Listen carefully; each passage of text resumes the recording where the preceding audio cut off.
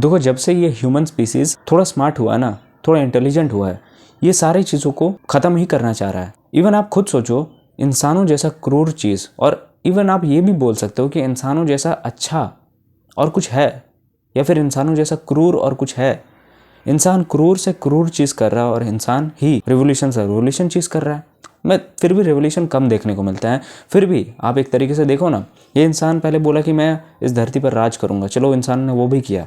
फिर इस इंसान ने बोला कि मैं सारे स्पीसीज़ को ख़त्म कर दूंगा, उसने वो भी किया अपने रिसर्च के लिए, अपने फ़ायदे के लिए। फिर उस इंसान ने बोला कि मैं अब चाल छोड़ के निकल जाऊँगा। कहाँ निकल जाऊँगा? मार्स निकल जाऊँगा।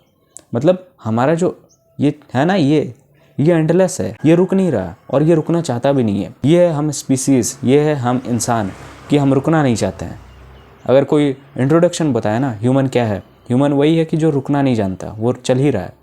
मैं अपने अंदर ईगो क्रिएट नहीं कर रहा हूँ, सच बता रहा हूँ। मैं बस ये बताना चाह रहा हूँ कि इंसान खुद को इतना ज़्यादा सुपीरियर अभी के टाइम पे मानने लग गया है कि वो उन सारी चीज़ों को लेस प्रायोरिटी दे रहा है। वो अपने आप को ही सबसे ज़्यादा प्रायोरिटी दे रहा है, क्योंकि एक का ईगो सबसे ज़्यादा बड़ा है।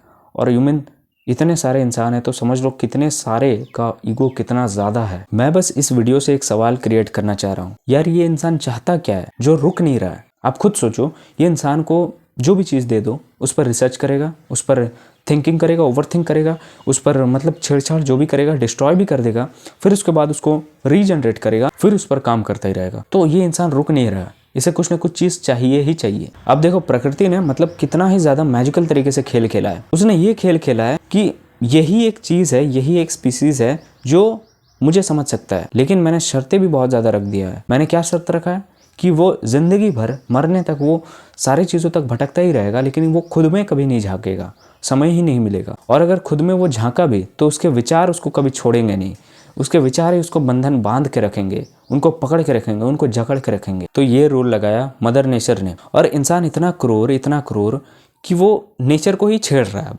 नेचर को ही छेड़ रहा है। अब नेचर से पूछ रहा क्यों हो सकता है, क्यों नहीं हो सकता, मैं अब कुछ उल्टा करूंगा, मैं कुछ सीधा करूंगा, ये चीज़ हो रहा है। इंसान ऐसा स्पीसीज है, इंसान नेचर से ही सवाल करने लग गया। मैं यहाँ पर ये नहीं बोल रहा हूँ कि हम अपना काम ही छोड़ दे और इन सारी चीज़ों पर जवाब ढूंढने लग जाएं। मैं वो चीज़ यहाँ पर नहीं बताना चाह रहा हूँ। मैं बस ये बताना चाह रहा हूँ कि ये इंसान कभी शांत होगा या फिर कुछ करता ही रहेगा। इंसान होने का मतलब ही क्या है? मतलब कुछ काम करते ही रहना या फिर कुछ और भी करना?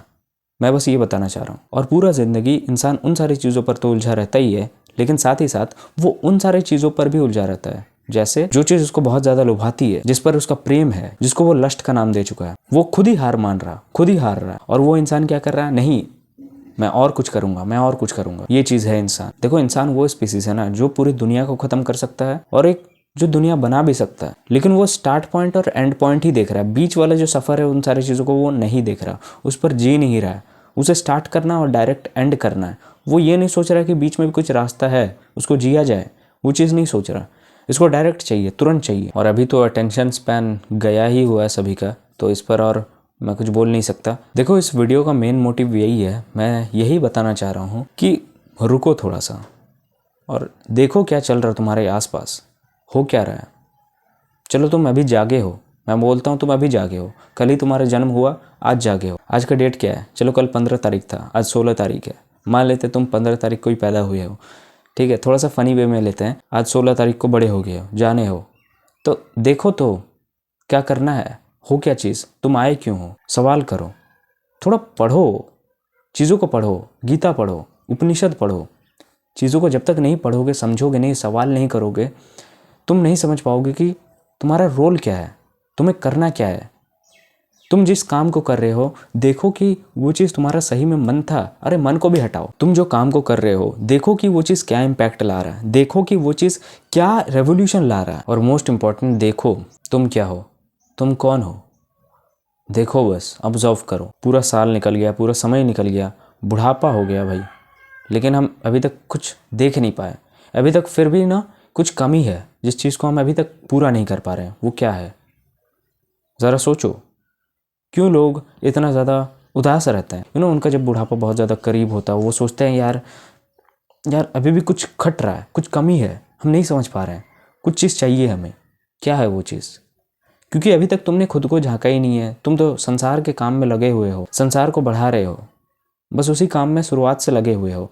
लेकिन तुम्हें जो करना था उस चीज़ को तुमने अभी भी किया ही नहीं है, तुमने देखा ही नहीं है वो चीज़, तुमने ऑब्जर्व किया ही नहीं है वो चीज़। और जब तुम सलाह लेने जाते हो, ये सलाह खोर वाले लोग, मैं क्या ही बताऊँ, इन्होंने तो यार क्या बताऊँ, हमारे वेदों को तक एडिट कर दिया, हमारे उपनिषदों को भी एडिट कर दिया है इन्होंने। ऐसा ऐसा कारनामा किया है, जो चीज़ पहले नॉर्मल नहीं था वो अभी के टाइम पे नॉर्मल कर दिया गया है। आप इवन सोचो कि 50-100 साल बाद क्या क्या चीज़ नॉर्मल होने वाला है। हम आज जिस चीज़ को सोचते हैं यार ये तो अब नॉर्मल है, ये चीज़ तो नहीं यार, सोचना पड़ता है ये चीज़ होने में, लेकिन वो चीज़ नॉर्मल हो जाएगा। 50-100 साल भी बहुत ज़्यादा बोल रहा हूँ, उससे पहले ही हो जाएगा। साइंस और टेक बहुत ज़्यादा आगे बढ़ रहा है, इस पर आप खुश मत हो, ठीक है। ये भी इंसानों को एक तरीके से आलस बनाने का ये सब चीज़ बस निकाला जा रहा है। बस देखो कि हो क्या रहा है, ये सब चीज़ ऑब्जर्व करो, ज्ञान लो, पढ़ाई करो, समझ रहे हो, ब्रेन वॉश अपना मत करवाओ, ये बस बताना चाह रहा हूँ। आई होप तुम्हें कुछ समझ आया होगा। Thanks for watching. अगर कोचिंग कॉल को बुक करना है सो डिस्क्रिप्शन ज़रूर चेक करना।